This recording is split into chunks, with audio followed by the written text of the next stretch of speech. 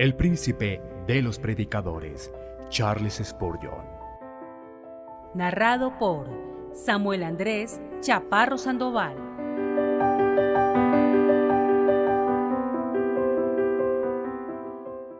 Los usos de la ley. Sermón predicado el domingo 19 de abril de 1857 por Charles Haddon Spurgeon en el Music Hall Royal Surrey Gardens, Londres.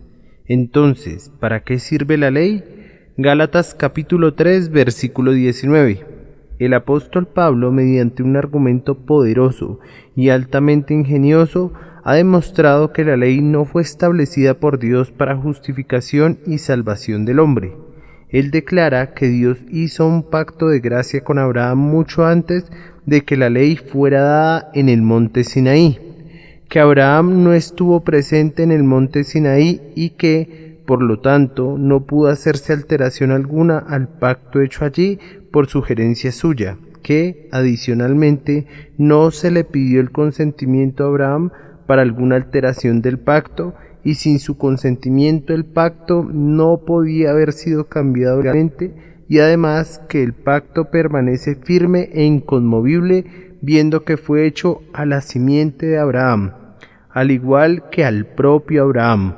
Esto, pues, digo, el pacto previamente ratificado por Dios para con Cristo, la ley que vino 430 años después, no lo abroga para invalidar la promesa. Porque si la herencia es por la ley, ya no es por la promesa, pero Dios la concedió a Abraham mediante la promesa. Por tanto, ni herencia ni salvación pueden obtenerse jamás por la ley. Ahora bien, irse a los extremos es el error de la ignorancia. Generalmente, cuando los hombres creen en una verdad, llevan su creencia hasta el extremo de negar otra, y con mucha frecuencia la afirmación de una verdad cardinal conduce a los hombres a generalizar sobre todos los matices, generando falsedades de esa verdad.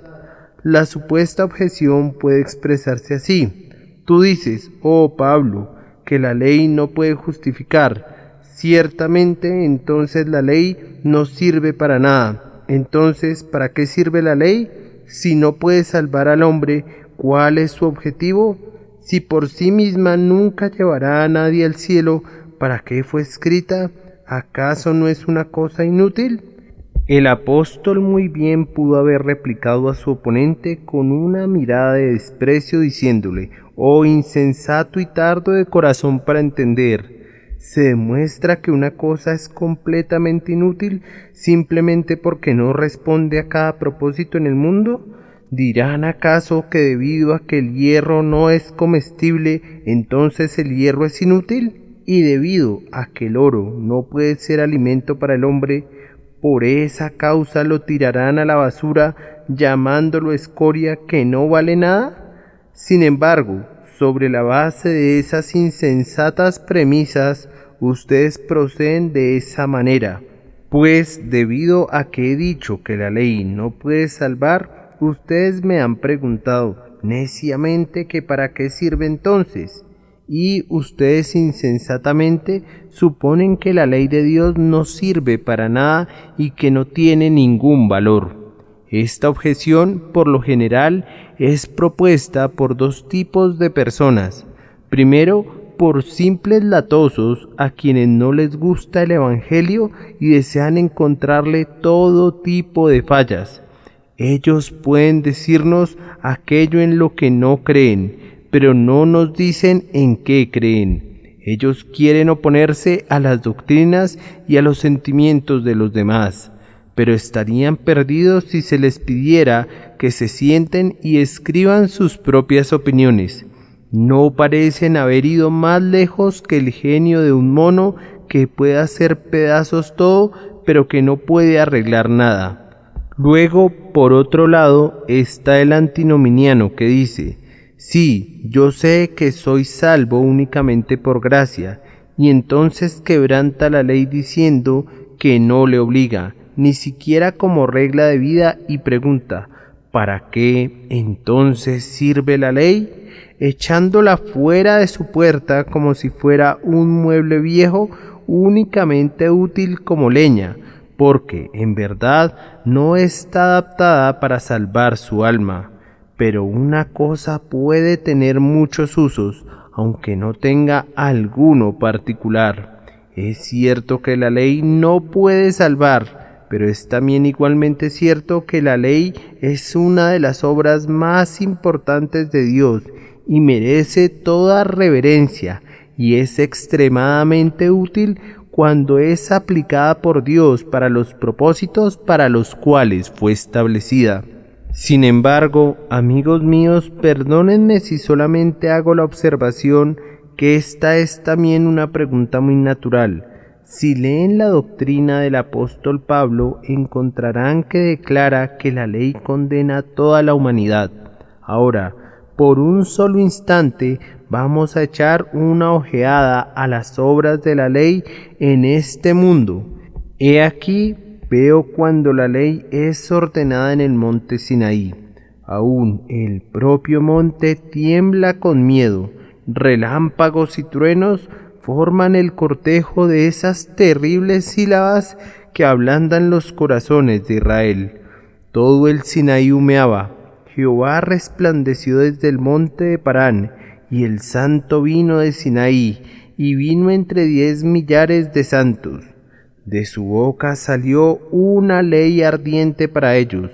Era una ley terrible aún en el momento en que fue dada, y desde entonces de ese monte Sinaí ha bajado una temible lava de venganza para inundar, para destruir, para quemar y para consumir a toda la raza humana, si no fuera porque Jesucristo ha detenido ese terrible torrente y ha ordenado a sus olas de fuego a que se queden quietas. Si pudieran contemplar al mundo sin Cristo en él, simplemente bajo la ley, verían un mundo en ruinas, un mundo con el sello negro de Dios puesto sobre él, marcado y sellado para condenación. Verían hombres que, si conocieran su condición, tendrían sus manos sobre sus lomos y estarían gimiendo todos sus días. Verían hombres y mujeres condenados, perdidos, arruinados, y en las regiones más alejadas verían la fosa que es cavada para el impío, en la cual la tierra debería haber sido arrojada para taparla si la ley hubiera hecho lo suyo, aparte del Evangelio de Jesucristo nuestro Redentor. ¡Ay, amados! La ley es una gran inundación que habría anegado al mundo con algo peor que el agua del diluvio de Noé. Es un gran incendio que habría quemado la tierra con una peor destrucción que la que cayó sobre Sodoma. Es un ángel severo con una espada, sediento de sangre y con las alas de muerte. Es un gran destructor que arrasa las naciones. Es el gran mensajero de la venganza de Dios que es enviado al mundo. Sin el Evangelio de Jesucristo, la ley no es otra cosa que la voz condenatoria de Dios, que truena en contra de la humanidad. Entonces, ¿para qué sirve la ley? Parece una pregunta muy natural. ¿Puede la ley ser utilizada para el hombre? ¿Puede ese juez que se pone el birrete negro y nos condena a todos, esa ley del presidente del Tribunal Supremo de Justicia, puede ayudar en la salvación? Sí, sí puede, y ustedes verán cómo lo hace. Si Dios nos ayuda en nuestra predicación, entonces, ¿para qué sirve la ley? El primer uso de la ley es manifestarle al hombre su culpa. Cuando Dios determina salvar a un hombre, lo primero que hace con él es enviarle la ley para mostrarle cuán culpable, cuán vil, cuán ruin es él y en qué peligrosa posición se encuentran. ¿Ven a ese hombre situado al borde del precipicio? Está profundamente dormido y exactamente en el peligroso límite del farallón. Un simple movimiento y rodará y se hará pedazos contra las puntiagudas rocas del fondo, y nunca más se sabrá de él. ¿Cómo puede ser salvado? ¿Qué se puede hacer por él? ¿Qué se puede hacer? Esa es nuestra posición. También nosotros estamos al borde de la ruina, pero somos insensibles a ello. Dios, cuando comienza a salvarnos del peligro tan inminente, envía su ley, la cual, con un rezo y un puntapié, nos despierta y hace que abramos los ojos. Vemos entonces nuestro terrible peligro, descubrimos nuestras miserias, y es entonces cuando estamos en la posición correcta para clamar por nuestra salvación, y nuestra salvación viene a nosotros. La ley actúa con el hombre como lo hace el médico cuando quita lo que obstruye al ojo del ciego. Los hombres que creen en su justicia propia son ciegos, aunque se consideran buenos y hasta excelentes. La ley quita esa obstrucción y les permite descubrir cuán viles son y cuán completamente arruinados y condenados están si permanecen bajo la sentencia de la ley. Sin embargo, en vez de tratar esto doctrinalmente, voy a tratarlo prácticamente, esperando un impacto directo en sus conciencias. Amado oyente, ¿acaso la ley de Dios no te convence de pecado este día? Bajo la mano del Espíritu de Dios, ¿no te hace sentir que has sido culpable, que mereces la perdición, que has incurrido en la terrible ira de Dios? Ustedes que están sentados allá, ¿no han quebrantado estos 10 mandamientos? ¿Aún en la letra no los han quebrantado? ¿Quién de ustedes ha honrado siempre a su padre y a su madre? ¿Quién de nosotros ha dicho siempre la verdad? ¿Acaso algunas veces no hemos levantado un falso testimonio en contra de nuestro vecino? ¿Hay alguna persona aquí que no se haya fabricado otro Dios y que no se haya amado a sí mismo o a su negocio o a sus amigos más de lo que ha amado a Jehová, el Dios de toda la tierra? ¿Quién de ustedes no ha codiciado la casa de su vecino, o su siervo, su buey, o su asno? Todos nosotros somos culpables con relación a cada letra de la ley. Todos nosotros hemos transgredido los mandamientos. Y si realmente entendiéramos estos mandamientos y sintiéramos que nos condenan, tendrían esta influencia útil en nosotros de mostrarnos el peligro en que estamos y de llevarnos a volar a Cristo. Pero, amados oyentes, ¿acaso esta ley no los condena a ustedes? Porque aunque ustedes dijeran que no han quebrantado su letra, sin embargo, ustedes han violado su espíritu. Pues aunque nunca hayan matado, sin embargo, se nos dice que el que está enojado con su hermano es un asesino. Como dijo una vez un hombre: Señor, yo pensé que nunca había matado a nadie, que yo era inocente en este mandamiento, pero cuando oí que el que odia a su hermano es un asesino, entonces me reconocí culpable. Pues muy a menudo he matado a 20 hombres antes del desayuno, pues he estado enojado con ellos con mucha frecuencia.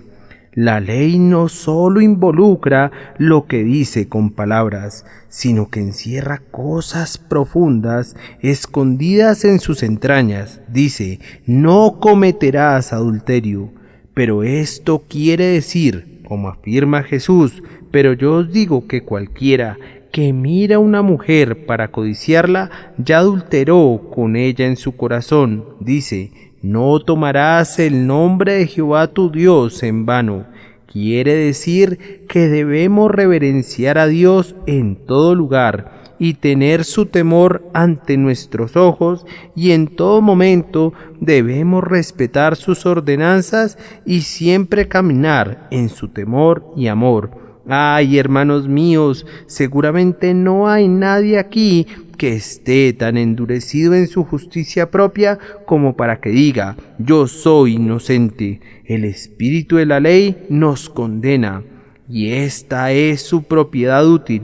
Nos humilla, nos hace ver que somos culpables, y así somos conducidos a recibir al Salvador.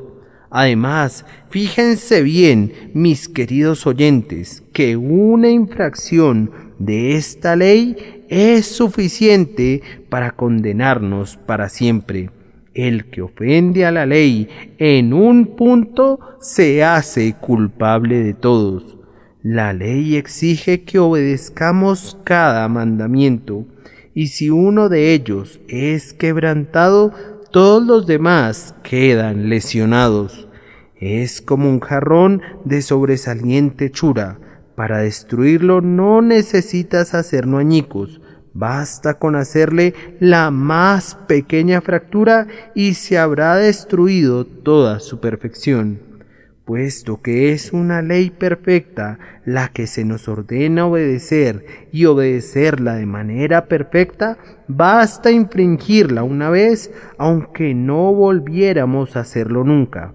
No podemos esperar otra cosa de la ley más que la voz: tú estás condenado, tú estás condenado, tú estás condenado.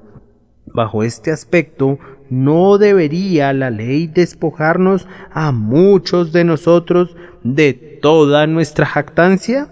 ¿Hay alguien que pudiera levantarse de su lugar para decir, Dios, te doy gracias porque no soy como los otros hombres? Con seguridad no habrá nadie que pueda regresar a casa diciendo, he diezmado la meta y el comino. Todo esto lo he guardado desde mi juventud. No, sino que si esta ley ha tocado la conciencia y el corazón, estaremos junto al publicano diciendo, Dios, sé propicio a mí, pecador. La única razón por la que un hombre piensa que es justo es porque no conoce la ley. ¿Piensas que nunca la has quebrantado debido a que no la entiendes? Algunos de ustedes son las personas más respetables. Ustedes piensan que han sido tan buenas que pueden ir al cielo mediante sus propias obras. Tal vez no lo dicen de esta manera, pero en lo secreto piensan eso. Han recibido el sacramento con mucha devoción. Ustedes han sido poderosamente piadosos al asistir a su iglesia o capilla con regularidad. Son buenos con los pobres, generosos y justos, y dicen, yo me salvaré por mis obras. No, Señor, mira la llama que vio Moisés y estremécete, y tiembla y desespera. La ley no puede hacer nada por nosotros, excepto condenarnos. Lo máximo que puede hacer es sacarnos a latigazos fuera de nuestra jactancia, justicia propia y conducirnos a Cristo. Pone un peso a nuestras espaldas y nos hace pedirle a Cristo que lo quite de allí. Es como una lanceta que explora la herida. Para usar una parábola, es como algún oscuro sótano que no ha sido abierto por años, que está lleno de todo tipo de criaturas repugnantes. Podemos caminar en ese sótano sin saber que están allí. Pero viene la ley, derriba las cortinas, permite que entre la luz, y luego descubrimos cuán vil corazón tenemos y cuán perversas han sido nuestras vidas. Y entonces, en lugar de jactarnos, somos llevados a postrarnos y a clamar, Señor, sálvame o perezco. Oh, sálvame por tu pura misericordia, o de lo contrario seré arrojado fuera. Oh, ustedes que son justos con su justicia propia, que escuchan este sermón, que se consideran tan buenos que pueden remontarse al cielo por sus propias obras. caballos ciegos dando vueltas perpetuamente al molino sin progresar ni una sola pulgada. Piensan cargar con la ley sobre sus hombros como lo hizo Sansón con las puertas de Gaza. ¿Acaso se imaginan ustedes que pueden guardar a la perfección esta ley de Dios? ¿Se atreverían a decir que no la han quebrantado? No, seguramente confesarán: me he rebelado, aunque lo harán en voz muy baja. Entonces deben saber esto: la ley no puede hacer nada por ustedes en lo relacionado al perdón. Todo lo que puede hacer es solamente esto: puede hacerte sentir que no eres absolutamente nada. Puede desvestirte, puede magullarte, puede matarte, pero jamás puede darte vida, ni vestirte ni limpiarte, pues no fue establecida para hacer eso. Oh oyente, ¿estás triste hoy por causa del pecado? ¿Sientes que has sido culpable? ¿Reconoces tu transgresión? ¿Confiesas tus extravíos? Escúchame entonces como embajador de Dios. El Señor tiene misericordia de los pecadores. Jesucristo vino al mundo para salvar pecadores, y aunque tú has quebrantado la ley, Él la ha guardado. Toma su justicia para que sea tuya. Entrégate a Él, ven a Él ahora, sin nada y desnudo, y cúbrete con sus vestiduras. Ven a Él, malvado y sucio, y lávate en la fuente que ha sido abierta para el pecado y la impureza, y entonces sabrás para qué sirve la ley. Ese es el primer punto. Ahora, el segundo uso. La ley sirve para aniquilar toda esperanza de salvación por medio de una vida reformada. La mayoría de los hombres, cuando se reconocen culpables, prometen que se reformarán. Dicen: he sido culpable y he merecido la ira de Dios, pero en el futuro voy a acumular muchos méritos que compensarán todos mis viejos pecados. Pero la ley tapa la boca del pecador con su mano y le dice: alto, no puedes hacer eso, es imposible. Les mostraré cómo puede la ley hacer esto. Lo hace parcialmente, recordándole al hombre que la obediencia futura no puede expiar la culpa pasada, usando una metáfora común. Para que el pobre pueda entenderme plenamente, ustedes han ido acumulando un saldo deudor en la tienda donde compran. Ahora es tan grande que no pueden pagarla. Entonces acuden a la señora Brown, la dueña de la tienda, y le dicen: caramba, señora, me da mucha pena que debido a que mi esposo está sin trabajo y todo eso, sé que nunca le podré pagar. Tengo una gran deuda con usted, pero si le parece, señora, si me perdona esta deuda, ya nunca le voy a volver a deber, en el futuro le pagaré siempre de contado. Sí, diría ella, pero eso no arreglaría nuestras cuentas. Si me va a pagar lo que compra, estaría simplemente cumpliendo con su obligación. Pero, ¿qué pasará con toda la deuda acumulada? ¿Cómo se la va a saldar? No se podrá liquidar con todo lo que pague en el futuro. Esto es lo que hacen los hombres con respecto a Dios. Es verdad, dicen, sé que me he extraviado grandemente, pero ya no volveré a hacerlo. Sería bueno que ya no utilices esas respuestas infantiles. Al aferrarte a la esperanza, no haces otra cosa que manifestar tu excesiva insensatez. ¿Acaso puedes borrar tu transgresión mediante la obediencia futura? No, la vieja deuda debe pagarse de alguna manera. La justicia de Dios es inflexible, y la ley te dice que ninguno de tus propósitos puede expiar lo que has hecho en el pasado. Debes recibir una expiación por medio de Cristo Jesús el Señor. Pero, dice el hombre, voy a tratar de ser mejor, y entonces yo creo que recibiré misericordia. Entonces la ley interviene y dice, vas a tratar de guardarme, ¿no es cierto? Vamos, amigo, no puedes hacerlo. La perfecta obediencia en el futuro es imposible, y los 10 mandamientos son mostrados, y si cualquier pecador que ha despertado los mira, se retirará diciendo, es imposible que yo los guarde.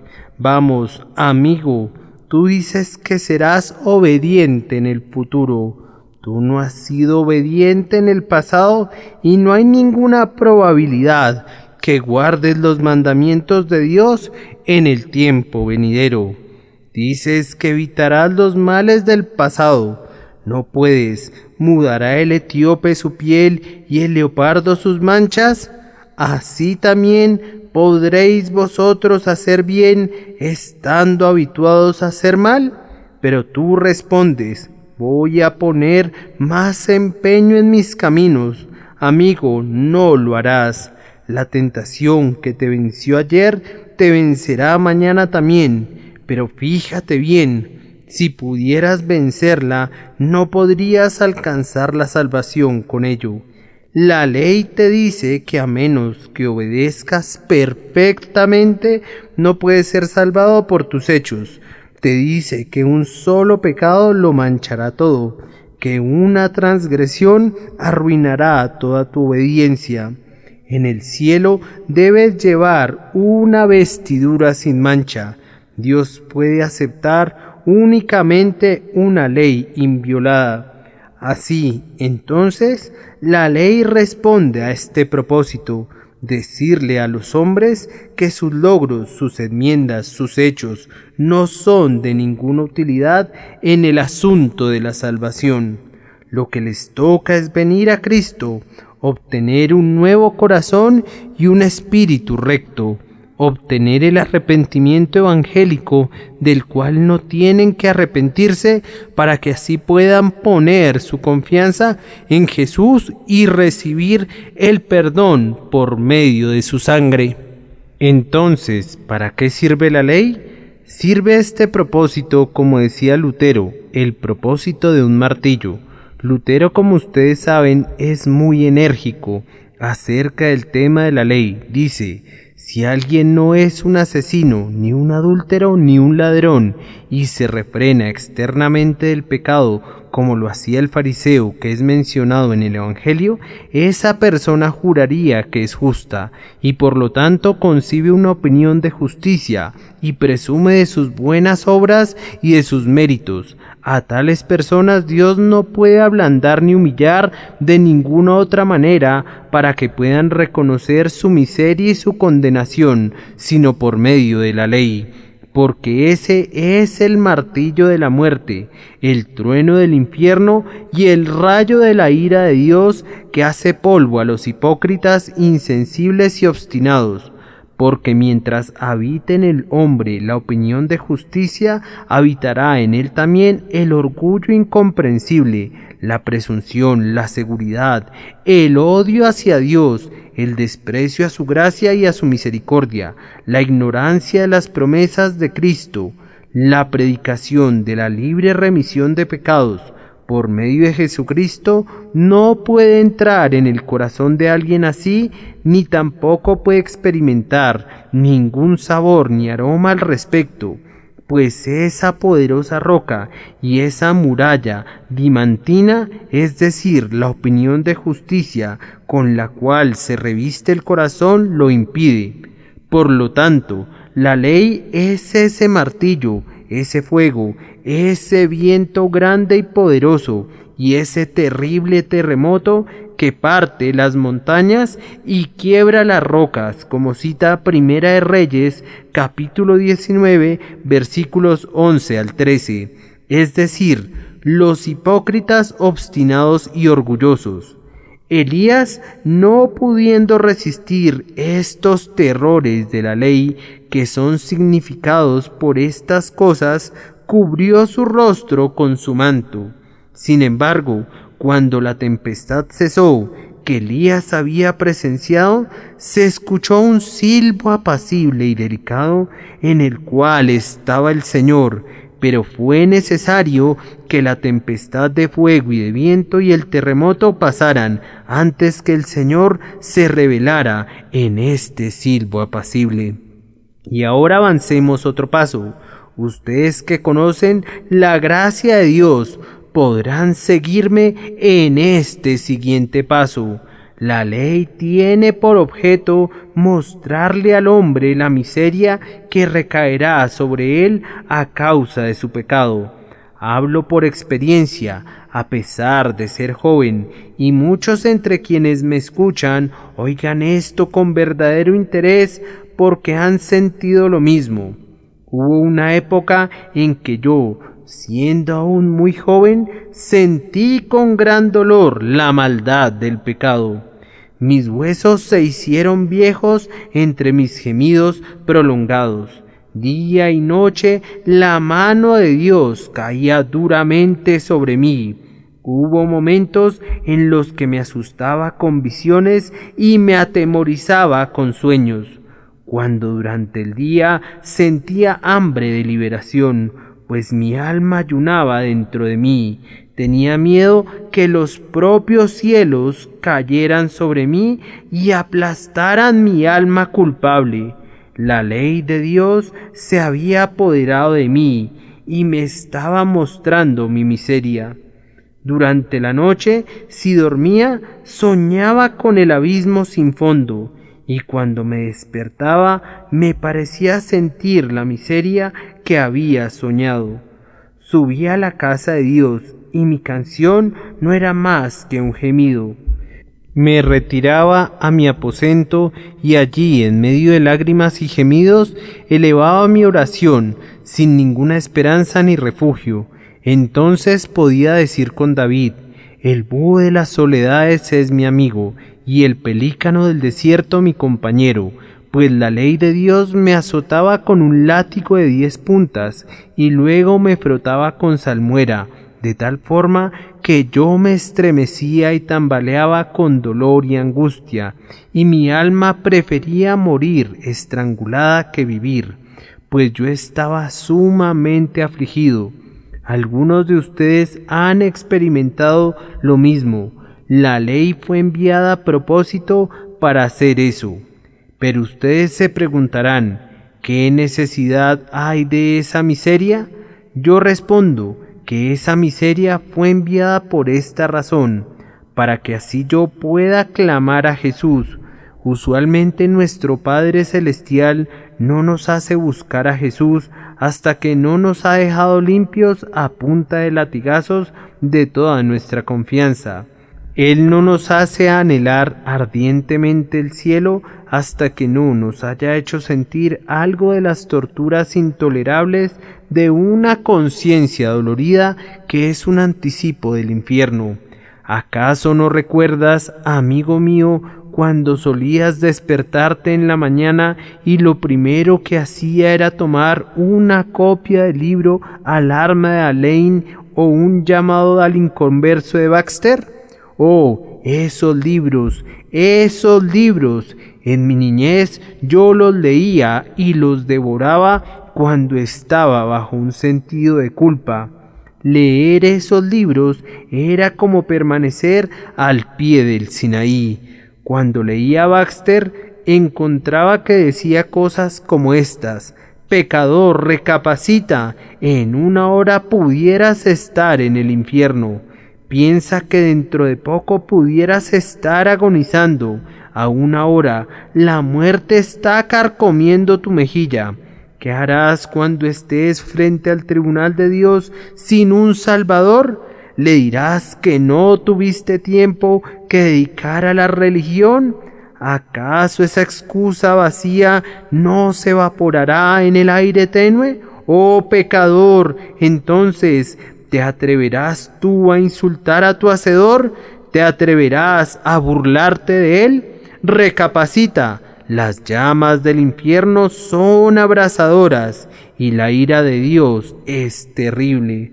Aunque tus huesos fueran de acero y tus costillas de bronce, te estremecerías de terror. Oh, aunque tuvieras la fortaleza de un gigante, no podrías luchar con el Altísimo.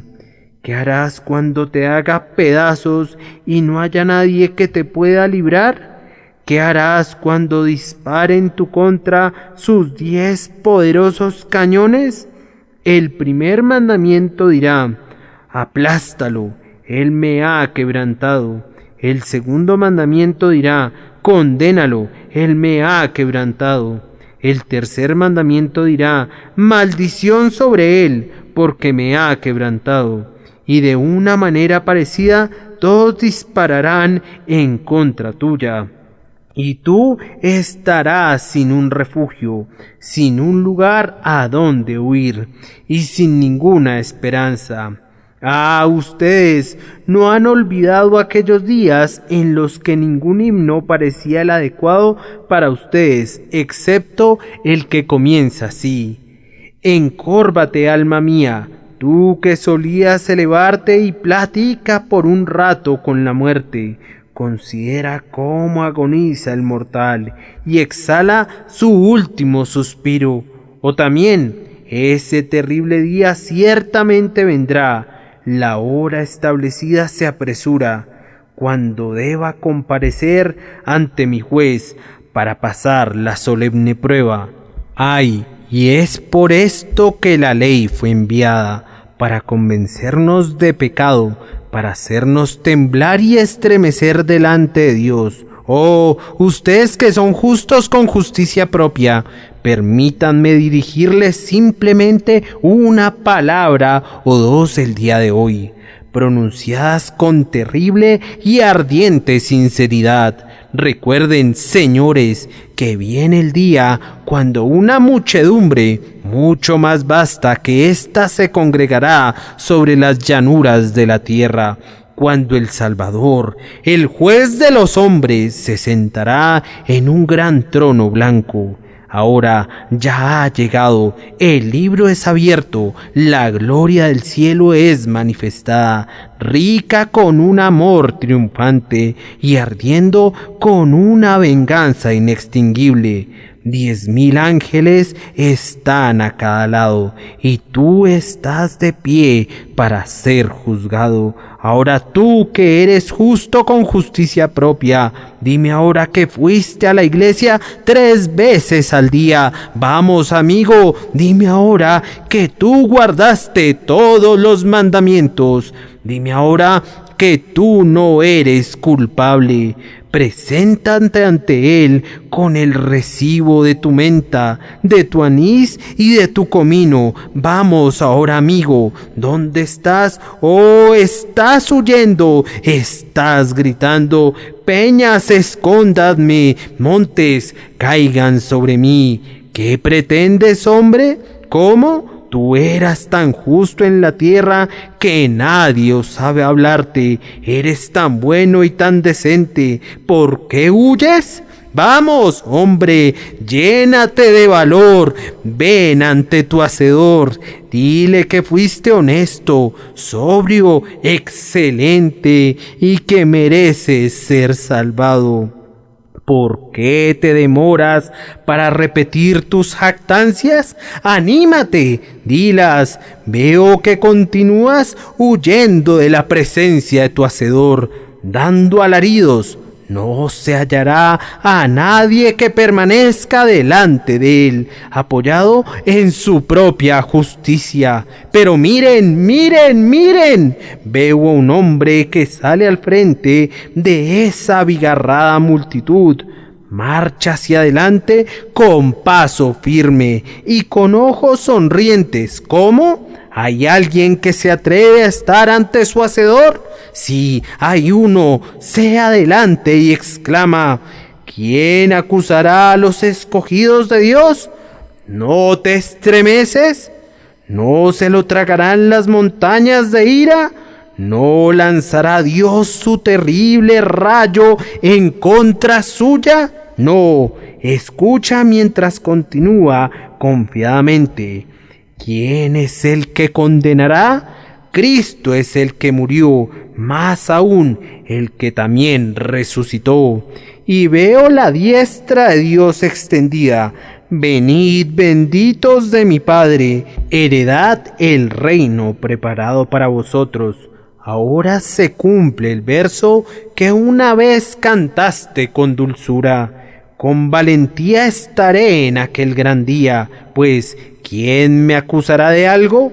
Ya que por medio de tu sangre absuelto he sido de la tremenda maldición y vergüenza del pecado. Y ahora, mis queridos amigos, temo cansarlos, por lo tanto, permítanme sugerir brevemente otro pensamiento. Entonces, ¿para qué sirve la ley? Fue enviada al mundo para mostrar el valor de un Salvador.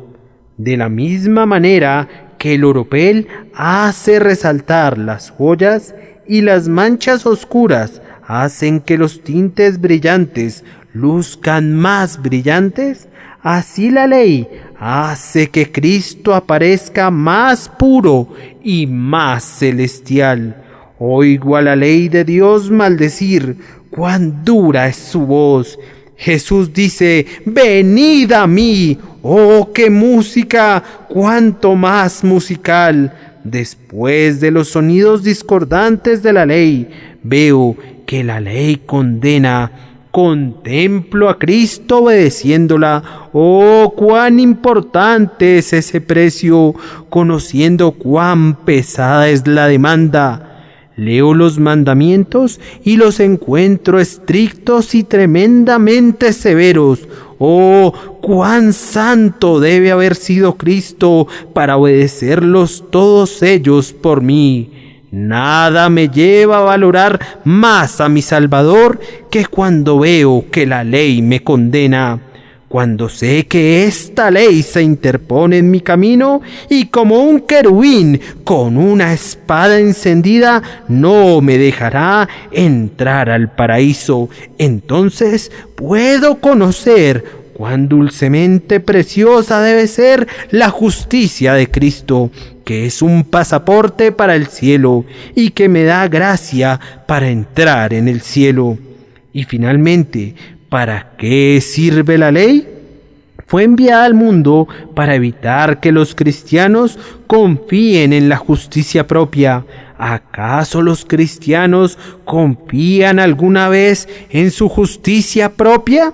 Claro que sí, así es. El mejor cristiano del mundo encontrará que le resulta difícil evitar la jactancia y la confianza en su propia justicia. John Knox, en su lecho de muerte, sufrió severos ataques de justicia propia. La última noche de su vida en la tierra durmió de corrido por algunas horas, emitiendo muchos profundos gemidos. Cuando se le preguntó por qué gemía tan profundamente, respondió: durante mi vida he resistido muchos ataques de Satanás, pero en estos momentos me ha atacado de manera más terrible que nunca y ha utilizado toda su fuerza para acabar conmigo de una vez. La astuta serpiente se ha esforzado para persuadirme de que he merecido el cielo y la bienaventuranza eterna por el fiel cumplimiento de mi ministerio. Pero bendito sea Dios, que me ha dado la capacidad de apagar este dardo encendido, recordándome pasajes como estos: que tienes que no hayas recibido, y por la gracia de Dios soy lo que soy. Sí, y cada uno de nosotros ha sentido lo mismo. Ha sido más bien divertido cuando a menudo se me han acercado algunos hermanos que me dicen: confío que el Señor lo conservará humilde, cuando ellos mismos eran tan orgullosos como la alta posición que ostentaban y todavía unas cuantas pulgadas más. han sido muy sinceros en su oración para que yo sea humilde, alimentando sin darse cuenta su propio orgullo debido a su propia reputación imaginaria de humildad. Desde hace mucho tiempo he renunciado a instar a la gente a que sea humilde, porque naturalmente tiende a hacerlos más bien orgullosos. Un hombre suele decir: Dios mío, estas personas temen que yo sea orgulloso. Debo tener algo que sea motivo de orgullo. Luego nos decimos a nosotros mismos: no les voy a permitir que lo vean, y tratamos de reprimir nuestro orgullo. Pero después de todo, somos tan orgullosos interiormente como el propio Lucifer. Yo encuentro que las personas más orgullosas y que más confían en su propia justicia son aquellas que no hacen nada y que no les preocupa en lo más mínimo lo que los otros opinan acerca de su propia bondad. La vieja verdad del libro de Job es una realidad ahora. Ustedes saben que al comienzo del libro de Job se dice: estaban arando los bueyes y las asnas paciendo cerca de ellos. Eso es lo que ocurre generalmente en este mundo. Los bueyes están arando en la iglesia. Tenemos algunos que están trabajando arduamente para Cristo, y las asnas están paciendo cerca de ellos, en las zonas más selectas y fértiles de la tierra. Estas son las personas que tienen mucho que decir acerca de la justicia propia. ¿Qué hacen? No hacen lo suficiente para ganarse la vida, y sin embargo piensan que van a ganarse el cielo. Se sientan cruzados de brazos y sin embargo son tan reverentemente justos porque quizás eventualmente dan dinero para alguna caridad. No hacen nada y sin embargo se jactan de su justicia propia. Y con los cristianos pasa lo mismo. Si Dios te hace laborioso y te mantiene ocupado en su servicio, es menos probable que seas orgulloso confiando en tu propia justicia que si no haces nada. Pero en todo momento hay una tendencia natural a ello. Por tanto, Dios ha escrito la ley para que cuando la leamos veamos nuestras faltas, para que cuando nos miremos en ella como en un espejo, veamos las impurezas de nuestra carne y tengamos un motivo para aborrecernos en saco y cenizas y clamar a Jesús pidiéndole misericordia. Usen la ley de esta manera y no de otra. Y ahora alguien dice: Señor, ¿hay algunas personas aquí presentes a quienes usted haya predicado esto a propósito? Sí, me gusta predicarle a la gente. No creo que sea de ninguna utilidad predicar para la gente. Me gusta predicar directamente a los individuos y al corazón. En cada círculo encuentro a un grupo que afirma en idioma muy claro: yo soy tan buen padre como el mejor que pueda ser encontrado en la parroquia. Soy un buen comerciante, pago 20 chelines por libra. No como el señor fulano de tal. Yo voy a la iglesia o voy a la capilla, y eso es más de lo que hace todo el mundo. Pago mis suscripciones, pago una cuota para la enfermería, digo mis oraciones. Por tanto, creo que tengo tan buenas probabilidades de ir al cielo como cualquier otro en el mundo. Creo que 3 de cada 4 personas en Londres piensan de esta manera. Ahora, si esa es la base de tu confianza, tienes una esperanza podrida. Tú tienes una tabla sobre la que estás parado que no resistirá tu peso en el día de rendir cuentas a Dios. Vive el Señor mi Dios, en cuya presencia estoy, que si vuestra justicia no fuere mayor que la de los escribas y los fariseos, no entraréis en el reino de los cielos. Y si piensas que la obra más perfecta de tus manos puede salvarte, tienes que saber esto, que Israel, que iba tras una ley de justicia, no la alcanzó. Aquellos que no la buscan, la alcanzaron. ¿Por qué? Porque el uno la ha buscado por fe, el otro la ha buscado por las obras de la ley, donde nunca se puede encontrar la justificación. Escuchen ahora el Evangelio, hombres y mujeres. Dejen de vanagloriarse en su propia justicia. Abandonen sus esperanzas junto con todas las confianzas de ustedes que surgen de esto. Tus lágrimas podrían fluir para siempre y tu celo no conocer descanso. Nada puede expiar el pecado.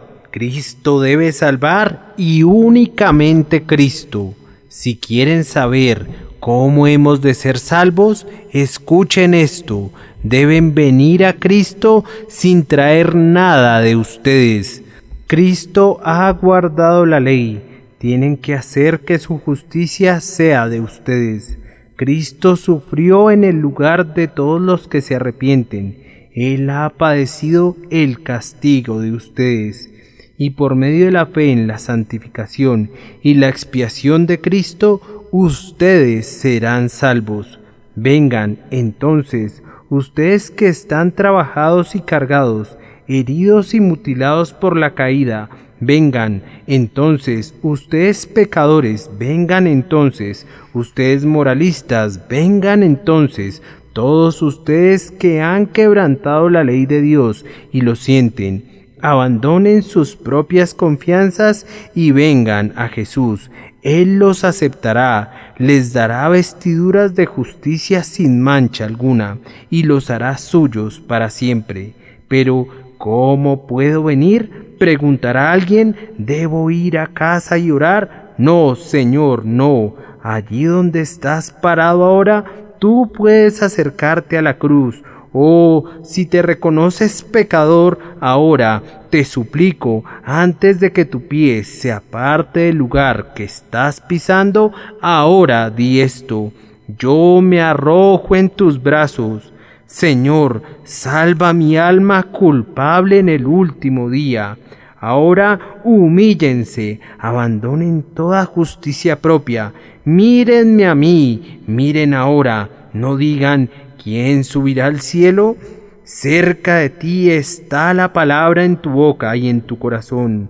Esta es la palabra de fe que predicamos, que si confesares con tu boca que Jesús es el Señor y creyeres en tu corazón que Dios le levantó de los muertos, serás salvo. Sí, tú, oh bendito sea Dios, hemos sabido de cientos de personas que han creído en Cristo en este lugar. Algunas de las personas más malvadas se han acercado a mí, aún recientemente, y me han contado lo que Dios ha hecho por ellos. Oh, que tú también quisieras venir a Jesús. Recuerda, el que cree será salvo, aunque sus pecados sean incontables, y el que no cree debe perecer, aunque sus pecados sean pocos. Oh, que el Espíritu Santo los conduzca a creer, para que así puedan escapar de la ira venidera y tengan un lugar en el paraíso entre los redimidos.